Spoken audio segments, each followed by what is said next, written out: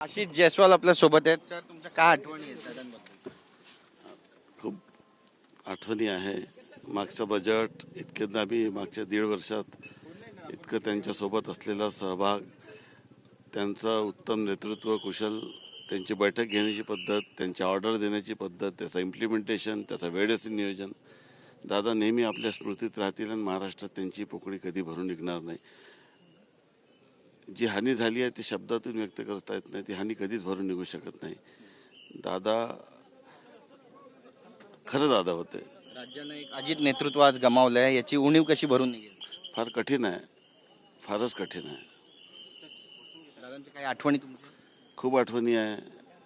त्यांच्यासोबत केलेला अनेकदा प्रवास, त्यांच्याशी चाललेला संवाद, चर्चा, बजेट, त्याची तयारी, त्यांचं मार्गदर्शन आणि त्यांनी मला दिलेलं प्रेम मी कधी विसरू शकत नाही. खूप प्रेम दिलं त्यांनी.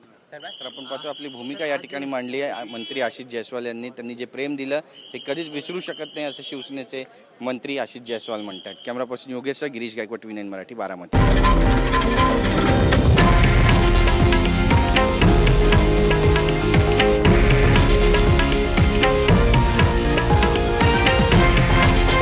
हे आहे देशातील नंबर 1 न्यूज नेटवर्क आणि आपण पाहत आहात TV9 मराठी, एकमेव.